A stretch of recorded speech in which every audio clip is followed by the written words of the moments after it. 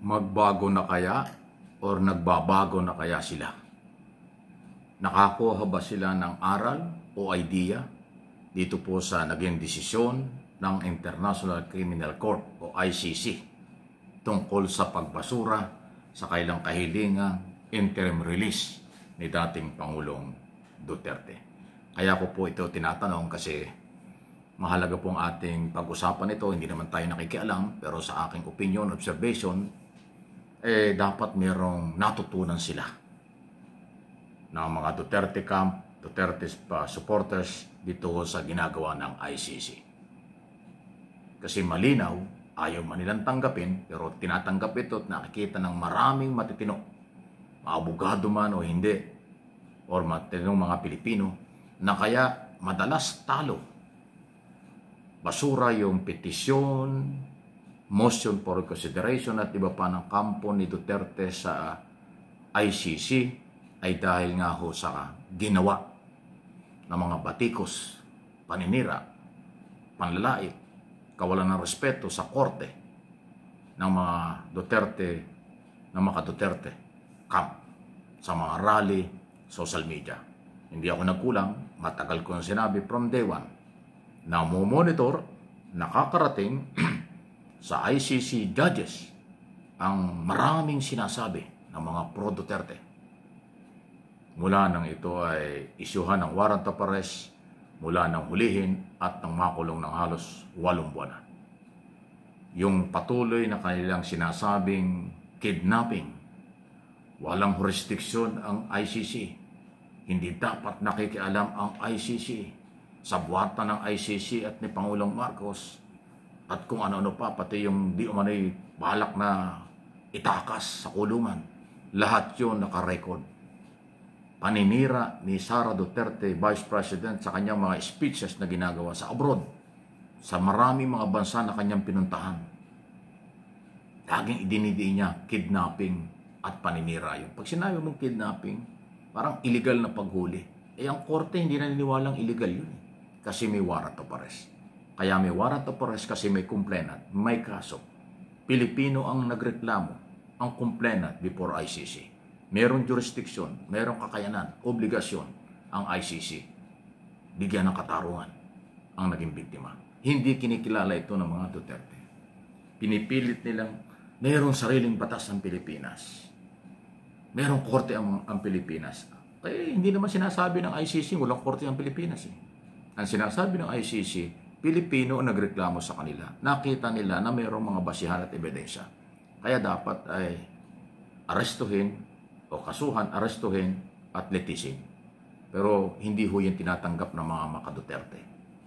Ang masakit dito, hindi lang ho yung, di ba, yung mga vloggers nila, mga simpleng mamamayang maka-Duterte, baka hindi nila alam yung rules of law. Or hindi nila alam kung paano yung proseso. Abay, kakawintang-wintang talaga sila. Pero yung mismong Vice President at yung iba pang mga abogadong kakampi ng mga Duterte, ganoon din ang paniniwala at sinasabi. Masyadong parang wala silang tiwala, wala silang respeto sa ICC. Ay, delikado yan. Yun po yung inyong maaaring pagkakamali at pagkukulang. Baka hindi nyo alam o binabaliwala nyo yung sinasabi natin ito na yan ay nakakarating sa ICC. Nakita naman nyo doon sa mga rulings, di ba? Lalo na ho doon sa doon pa lang sa unang di ba, motion for consideration na lang yung ginawa nyo. Yung unang desisyon na binasurat ayaw talaga na magkaroon ng interim release. Eh di ba pinagbasihan doon yung kidnapping issue, jailbreak na sinasabi ni Sara? Oh, yari. Kaya yung tanong natin, nagbago na ba sila? Minakuha ba silang aral? Kung hindi sila magbabago at ipagpapatuloy pa rin nila ang paninira sa ICC at sa ating gobyerno, mas delikado ang kalagayan ni Duterte sa kulungan at yung iba pang mga co-accused katulad ni Bato, katulad ni Bongo, katulad ng mga general, mukhang pati si Sara masasama pa dyan. Hindi po kasi sabay-sabay yung warrant of arrest. Iba-iba ho kasi ang galaw, iba ho kasi yung ICC. Kahit na pare-pare siyang kaso, hindi pinagsasabay-sabay, isa-isa lang. O, di ba? Mahabang proseso ito. So, huwag kayo magagalit. Dapat magpasalamat pa kayo sa ganitong klase mga topic dahil ito ipalaala. para magbago kayo. Kasi pag hindi nagbago kayo, ang nakakalabuso at nagiging kawawa si Duterte. Ay matagal na sinabi ni Duterte, from day one sinabi ni Duterte, nung mahulit makulong na siya. Umuwi na lang kayo. Hintayin natin ang korte. Yun na sinasabi niya, ay hindi ho tumigil eh. Kaliwat kanan pa yung mga rally sa abroad, tsaka dito, dito wala na. So kung saan. At sinisiraan ito, ay ano nangyari? Tama si Duterte, kaya siya nakakalabuso dahil din sa kanyang mga supporters, hindi lang dahil sa ICC, dahil nga po, merong basihan, buhay na katotohanan, kawalan ng respeto at pandalait, hindi po maganda yan. Kahit naman dito common sense eh. Ikaw may kailangan ka sa korte dito sa atin, tapos babanatan mo yung judge, babanatan mo yung korte, paano ka susuportahan yan? Yung mga korte ay nakatingin sa ebidensya, hindi nakatingin kahit kanino. Ganun po yun. Okay? Ano ito? Dapat daw linisin muna ni Vice President Sara Duterte ang kanyang sarili tungkol sa isyu ng korupsyon bago siya bumatikos laban sa korupsyon ngayon. Aba, tama naman. Kasi isang araw meron sinasabi si Sara na laban sa korupsyon, naninindigan laban sa korupsyon. Korap daw itong gobyernong ito, malaki daw ang pananagutan ni Pangulong Marcos. Yan ang sinasabi. May pananagutan daw si Pangulong Marcos, malaki daw ang kanyang pagkukulang. Malaki daw ang kasalanan dahil pinirmahan yung budget. Ganyan-ganyan na sinasabi ni Sara doon sa nung isang araw eh. Para namang napakalinis niya, no ha? Para namang tapos na yung issue ng confidential at intelligence fund. Para naman tapos na yung korupsyon sa Department of Education. Eh, nabulgar nga, hindi nga ho, nagkaroon ng liwinaw yun eh. Dahil doon sa impeachment trial, hindi natuloy. Yun po yun eh. Diba? Kaya tama lang ito. Linisin muna ni Sara ang kanyang sarili doon sa issue ng pera sa Office of the Vice President at sa Department of Education ng panahon yun na siya ay Secretary 2022 hanggang 2024. Pag nalinis na ang kanyang pangalan dyan na wala siyang kinalaman sa korupsyon sa tamang pamaraan, ayan, may karapatan na siyang sabihin na baka nga may korupsyon yung iba. Kaso, kaya nga kahit anong panawagan nyo, hindi naniniwala ang majority ng mga Pilipinong palitan si Pangulong Marcos, ikaw ang ilagay kasi meron ka rin bagahe. Meron ka rin problema sa korupsyon. Sa totoo lang. Ngayon, yung mga DDS, si Sara ayaw maniwala dyan, abay bahala kayo. Kung ayaw niya maniwala, problema niya yun. Pero ang mga Pilipino, merong ganong paniniwala. At ang channel na ito, naniniwala. Meron ka rin problema sa korupsyon. Kaya ayaw kang pagtiwalaan ng mga Pilipinong ikaw ang pumalit nang wala sa lugar.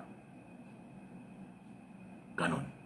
At kung meron kang kampanya laban sa korupsyon, dapat yung opisina mo ang nagsisimula. Linisin mo ang iyong opisina mo at pinanggalingan mo bago mo puntahan ng ibang opisina at yung iba pa. Pero yung sabihin mong malaki ang pananagutan ni Pangulong Marcos sa korupsyong ito, malaki ang pananagutan ni Pangulong Marcos dahil sa pagpirma sa budget, aba, anong gusto mo? Huwag pirmahan yung budget? Meron bang presidente hindi pipirma ng budget? Pag ang budget taon-taon na hindi pinirma ng presidente, yung presidente nagpapabagsak ng ekonomiya. Yun ang nagsasabotahe ng gobyerno. Kasi obligasyon ng presidente pumirma sa mga proposed budget para may magamit na budget sa susunod na taon. Pansweldo, expenses ng lahat at mga proyekto. Pag hindi mo pinirmahan yung budget, di ikaw yung sumira sa gobyerno mo. Sinisisi ni Sara dahil pinirmahan daw yung budget sa insertion, gano'n-gano'n. Binito nga yung mahigit na 200 bilyon na insertion eh. Di ba? Anong gusto nyo? Katulad ito, mayroong proposed budget for 2026.